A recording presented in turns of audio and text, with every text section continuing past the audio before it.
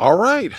Welcome, one and all, to the Scorched Earth. We are TikTok live for the first time, and I don't know what's coming here. Could be mayhem. I don't think anybody's even watching yet, but you know, we'll see what happens. We're kind of going by the seat of our pants. We're, wow. Let's see what we got here. And, it's Saturday. Oh, sorry, it's Friday. Saturday is all the big college football games. And, we just see more and more crazy stuff coming out of this administration. Uh, you know what? Are people talking to me? Oh, wow. I got people actually here. Well, go figure, huh? Oh, Jesus, what a life. For some reason, I don't know enough about this. I cannot see what your questions are, but it's never stopped me from talking. Lack of words has never been something I've had to worry about. Um, it's Christmas week. Donald Trump is out there golfing on his golf course. He had a rant last night about how he could beat Joe Biden in golf. That I guess in 2024, he offered to give $1 million to charity. If Joe Biden beat him in golf, he was, I guess, being asked some questions by some military members, and they asked him what his handicap was. And I could tell you, he claims it's a 10, but really probably want to put another 0. I'm sure most of you have seen the way he golfs. He hits it in the lake and his caddy runs up ahead of him and throws it in the middle of the fairway. There's a one way to get a nice Christmas bonus. So, God, I am just going by the seat of my pants here. God, this is going to be the worst TikTok live ever. I apologize for that right now. And, we're talking about, let's start with the tragedy in Washington, D.C. by the two National Guards people, I guess. It's so hard coming up with the actual politically correct word nowadays. One was a man, one was a woman.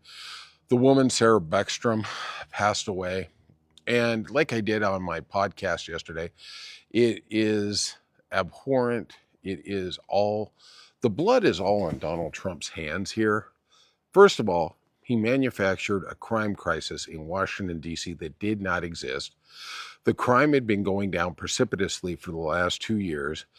But because it is Washington, D.C., it's the district, he has autonomy over it. It's not like when he tries to send troops or National Guard into California or Illinois or Portland, that there's a lot of blowback from the local municipality and also the governor.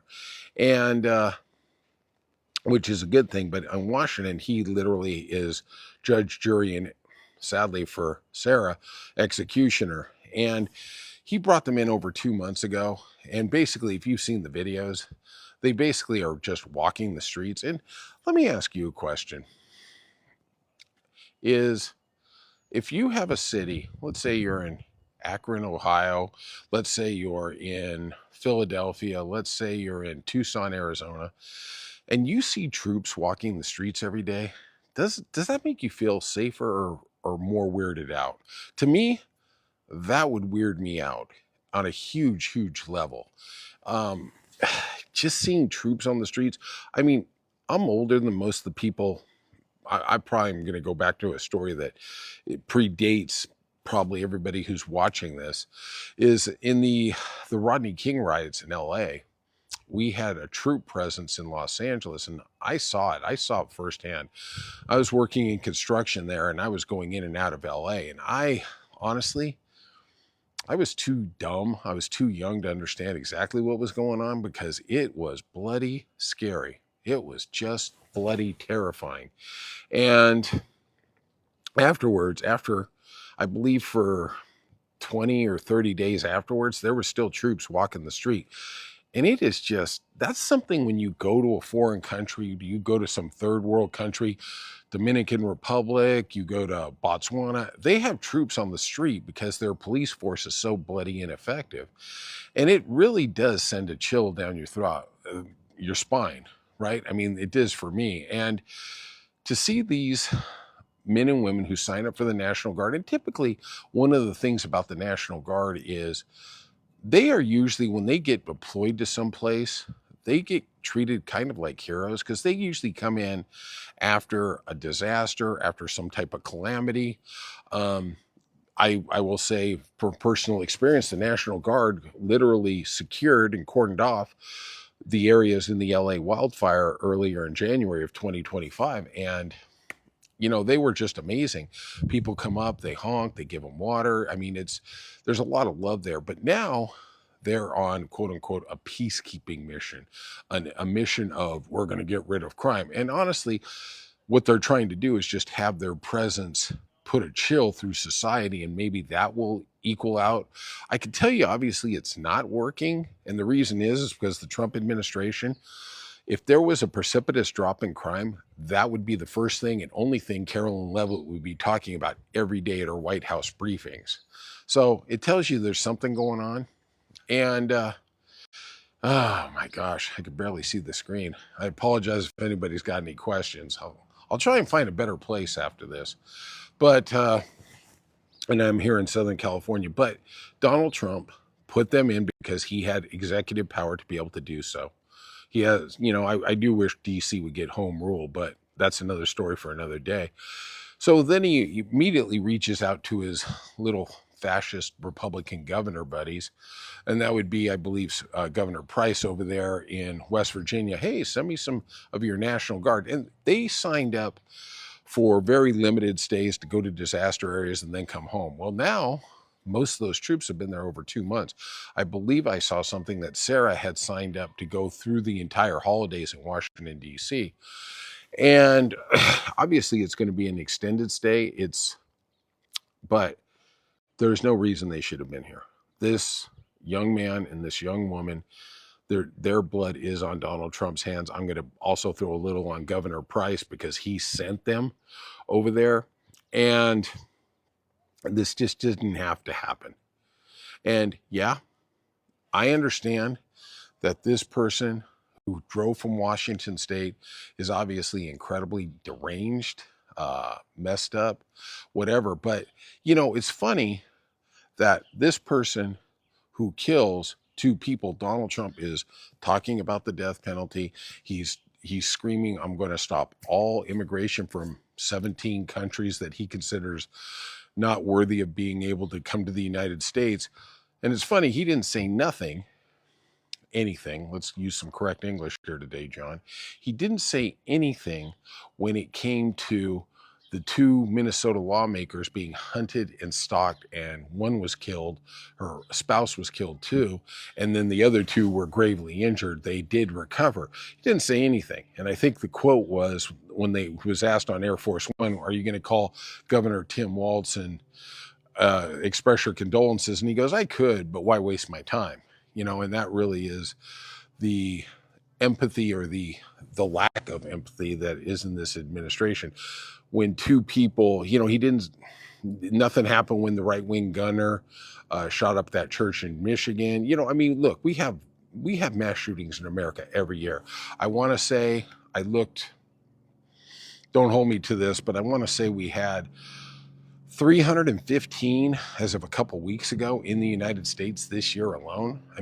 Does he say anything? Does he acknowledge it? No, of course not, because he is in the pocket of the NRA, which literally controls the Republican caucus. If you want to talk about the things that really control the Republican Party, AIPAC, which is the Israeli lobbying group, the NRA, big gas and big oil. They really do control it. So now we're not going to do any more studies on climate change. Everybody knows climate change is a real thing, but he just says, well, I'm going to ignore it because I only got 3 years left in this job, and I could care less what happens to America after I leave. Just pathetic, and it's sad. But like I said, he is, and I do believe let's go down the rabbit hole here. So we had basically an 18-year war in Afghanistan. Donald Trump signed the agreement for us to leave Afghanistan, but because he's such a wussy, he didn't do it during his watch. They always push it to the next guy. And that's not just him. George Bush said we're going to leave Iraq, but of course he made Barack Obama do it. And then, we talk about leaving Afghanistan. Donald Trump campaigned, I'm going to get us out of Afghanistan the first day. Of course, 4 years later, we were still in Afghanistan, but he signed a piece of paper, and Joe Biden, being the moral, honorable human being that he is, said, okay, we're going to leave it. And the optics were terrible.